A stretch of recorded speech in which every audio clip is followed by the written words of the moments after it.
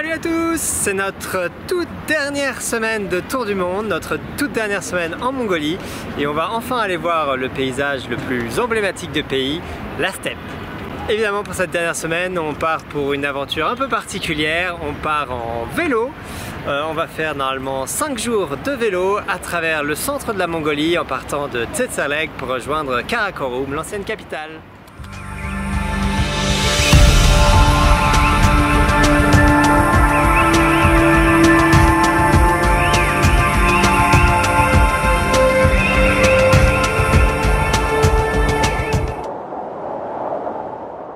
La steppe.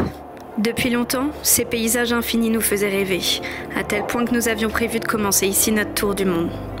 La pandémie a bousculé nos plans et notre itinéraire, mais l'appel de ces douces collines qui ondulent paisiblement sous d'incroyables ciels ne nous a jamais quittés, et nous avons finalement décidé d'en faire notre dernière grande aventure de l'année. Mais comment partir à la découverte d'un territoire si sauvage et si vaste?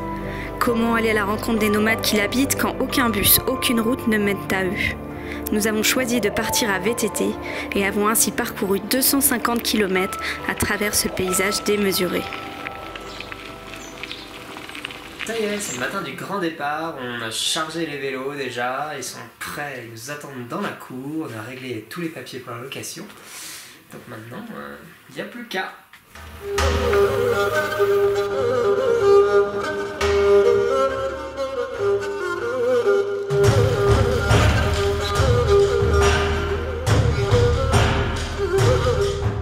On est parti depuis 5 minutes, on a fait la première descente en VTT et le sac que j'avais à l'arrière, je sais pas, le tendeur s'est pris dans la chaîne, il est tombé sur la route, il s'est déchiré. Donc voilà, première 5 minutes du voyage en vélo.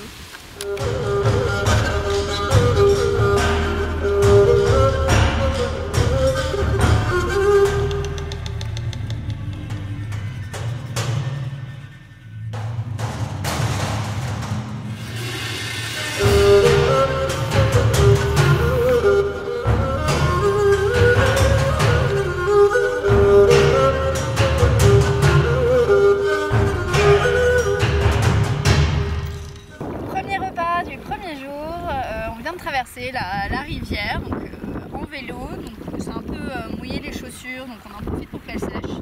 Puis on va s'arrêter à côté de cette rivière pour manger, comme ça nous permet d'avoir de l'eau pour faire bouillir nos pâtes, de l'eau pour rafraîchir notre coca, et puis voilà.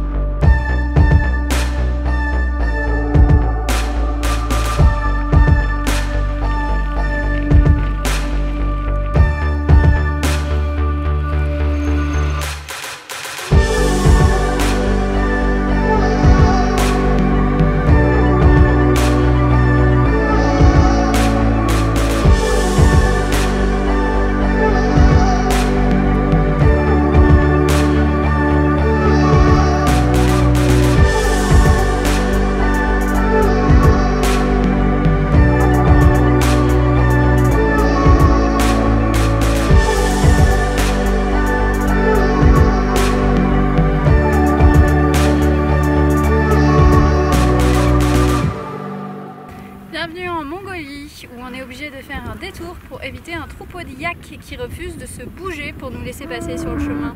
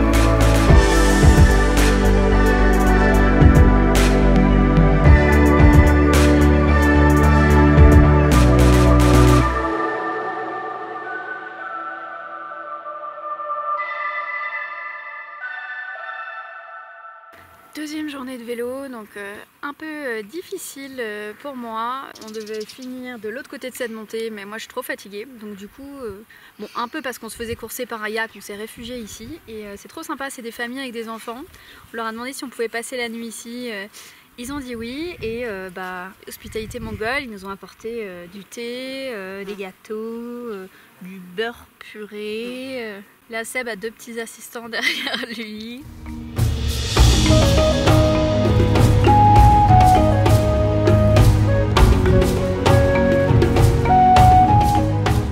Retournement de situation, enfin pas encore retournement de situation, mais on avait rencontré les mères et les enfants et un homme qui avait l'air tout à fait bien. On a installé la tente et tout.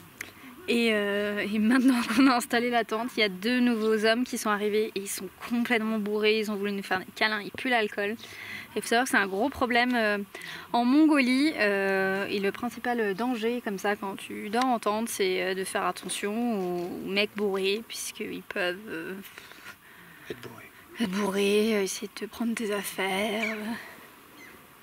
Voilà, donc bon, pour l'instant les autres ont l'air de les gérer pour qu'ils s'approchent pas trop de nous, pas trop longtemps, mais on verra.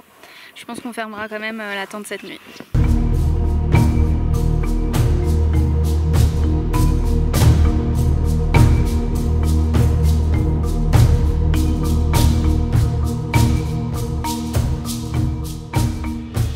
C'est le matin du 3e jour, mais on a déjà passé le plus difficile. On va pas filmer parce que c'était trop difficile. Bon alors finalement hier soir, les 2 mecs bourrés sont venus devant notre tente avec leur vodka dans une énorme bouteille de Sprite pour nous faire boire. Donc on a refusé à plusieurs reprises. Ils n'arrêtaient pas de nous parler russe, on n'arrêtait pas de leur dire qu'on ne parlait pas russe. Et ils ont fini par partir et on s'est couché assez tôt et on n'a pas super bien dormi. Seb, je ne sais pas pourquoi, mais moi parce que j'étais super stressée que les mecs bourrés viennent dans la tente ou que sais-je. On nous a raconté tellement d'histoires horribles sur les mecs bourrés en Mongolie que voilà, j'étais vraiment pas rassurée dès qu'il y avait le moindre bruit. Donc on est parti sans trop tarder ce matin.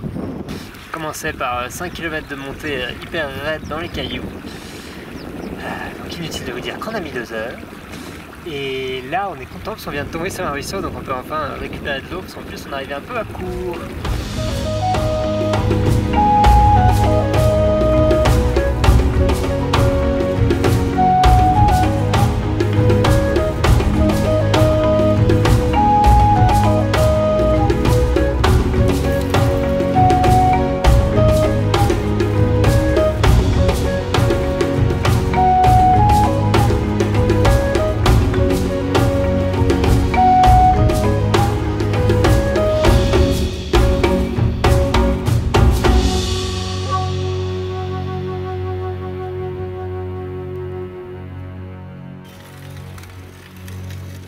Avant déjeuner, la pluie s'est invitée sur notre itinéraire. Une pluie incessante et torrentielle qui ne tarda pas à transformer la steppe en une gigantesque mare de boue. Nous pataugions et prenions froid. Alors, malgré nos réticences bien occidentales à demander de l'aide, nous avons fini par appliquer le conseil que les Mongols nous avaient donné avant le départ. Nous sommes entrés dans la yourte d'inconnus, sans même frapper, pour attendre chez eux que l'averse passe. C'est ainsi que nous avons passé plusieurs heures en compagnie d'une famille nomade. Quelle rencontre!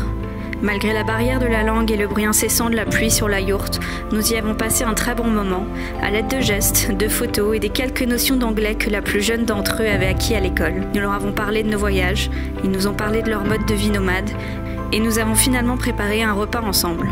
Nous n'avons pas pu filmer grand-chose de cette journée, ni l'ambiance chaleureuse et l'authenticité incroyable de notre refuge de fortune, ni les innombrables cours d'eau gonflés par les pluies que nous avons dû traverser malgré le froid, malgré la fatigue, malgré le courant qui menaçait parfois d'emporter nos vélos. C'était le 4e jour de vélo, on a pris une journée de pause au cascade d'Orkhon et c'était bien sympa. Aujourd'hui Marion a décidé de prendre une Jeep, donc je continue tout seul vers Karakorum. Il y a 95 km, donc ça devrait aller.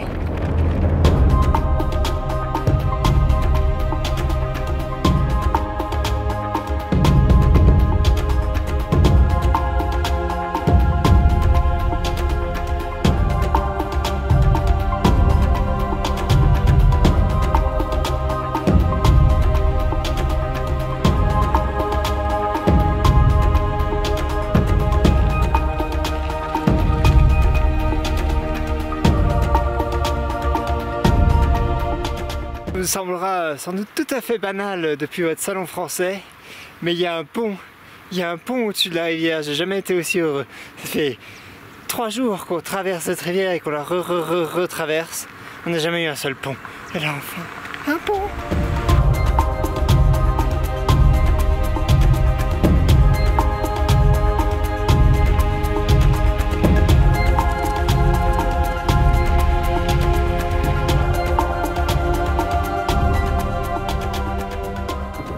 Le voyage en vélo est terminé, nous voilà arrivés à Karakorum. Donc, Karakorum, c'est l'ancienne capitale des nomades en Mongolie qui avait été fondée par Gengis Khan.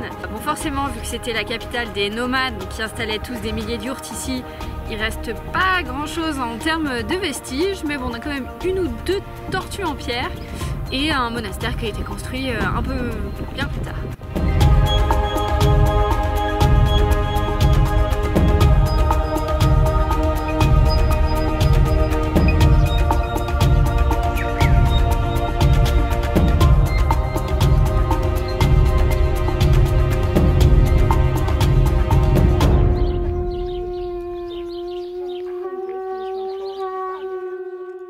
On est actuellement devant le vestige le plus important de la capitale de ce qui était à son époque le plus grand empire du monde.